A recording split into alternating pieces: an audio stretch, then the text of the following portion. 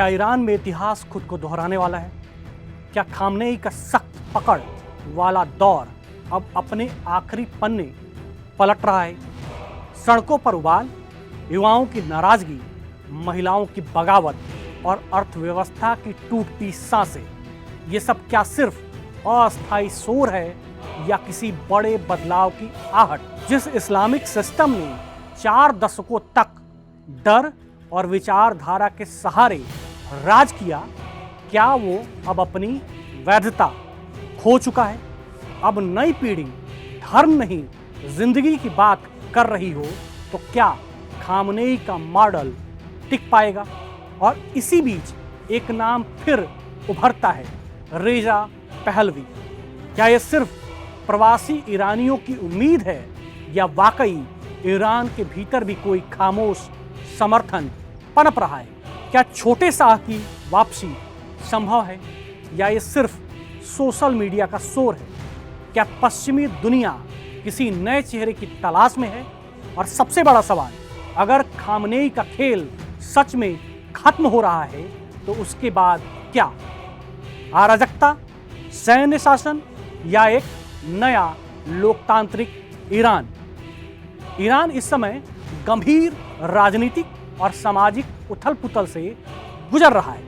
आर्थिक संकट, महंगाई, बेरोजगारी और व्यक्तिगत आज़ादी पर सख्त पाबंदियों के खिलाफ बड़े पैमाने पर विरोध प्रदर्शन हो रहे हैं। इन्हीं प्रदर्शनों के बीच एक नाम अचानक फिर चर्चा के केंद्र में आ गया है। ईरान के निर्वासित क्राउन प्रिंस रेजा पहलवी। उनके समर्थन में रेजा वापस आओ जैसे नारे लगने लगे हैं, जिससे ये सवाल तेज हो गया है कि क्या ईरान में करीब 50 साल बाद राजशाही की वापसी संभव है? अब ऐसे में सवाल उठता है कि कौन है रेजा पहलवी? तो बता दें कि रेजा पहलवी ईरान के आखिरी शाह मोहम्मद रेजा पहलवी के सबसे बड़े बेटे हैं। रेजा का जन्म 31 अक्टूबर 1960 को तेहरान में हुआ था। 1967 में रेजा को आधिकारिक रूप से क्राउन प्रिंस घोषित किया गया। 1978 में महज 17 साल की उम्र में रेजा पायलट की ट्रेनिंग के लिए अमेरिका गए थे। उसी दौरान ईरान में शाह के खिलाफ आंदोलन तेज हो गया और 1989 की इस्लामिक क्रांति के साथ ही ईरान में सदियों पुरानी राजशाही का अंत हो गया। क्रांति के बाद शाह को देश छोड़कर भागना पड़ा और रेजा पहलवी कभी ईरान लौट कर वापस नहीं आ सके। तब से वो अमेरिका में निर्वासन में रह रहे हैं। उन्होंने राजनीतिक विज्ञान की पढ़ाई की, जेट पायलट बने और पिछले 4 दशकों से खुद को ईरान के लोकतांत्रिक, धर्मनिरपेक्ष और मानवाधिकार समर्थक विकल्प के तौर पर पेश करते रहे। ये इस्लामिक रिपब्लिक के कट्टर विरोधी हैं और हिंसा के बजाय शांतिपूर्ण सत्ता परिवर्तन की बात करते रहते हैं। हालिया प्रदर्शनों की अगर बात करें तो जड़ में ईरान की खराब होती अर्थव्यवस्था है। करेंसी में भारी गिरावट, रिकॉर्ड महंगाई और रोजमर्रा की जिंदगी मुश्किल होती जा रही है। इसके साथ ही महिलाओं की आज़ादी, अभिव्यक्ति की स्वतंत्रता और सख्त धार्मिक नियमों को लेकर गुस्सा लगातार बढ़ता गया।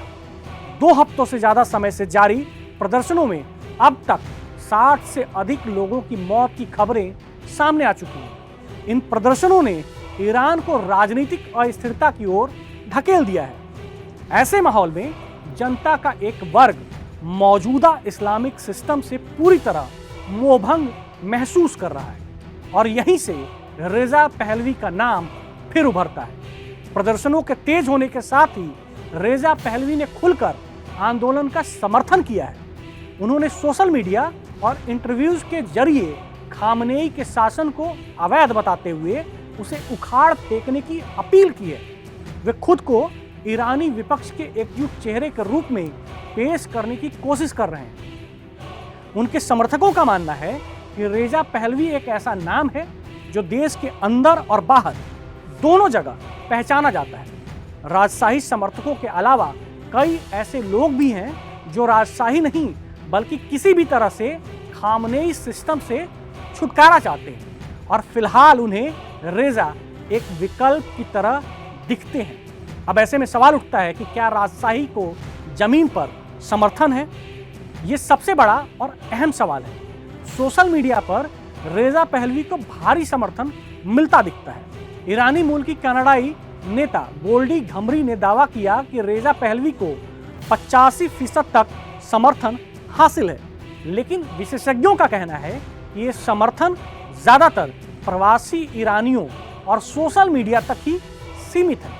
ईरान के अंदर जमीनी हकीकत कहीं ज्यादा जटिल है। 1979 की क्रांति के बाद पैदा हुई पीढ़ी ने राजशाही को देखा ही नहीं है। कई लोग शाह के दौर को पश्चिम समर्थित तानाशाही के रूप में याद करते हैं। ऐसे में यह साफ नहीं है कि ईरान की जनता लोकतांत्रिक राज्य के बजाय फिर से राजशाही को अपनाना चाहेगी या नहीं।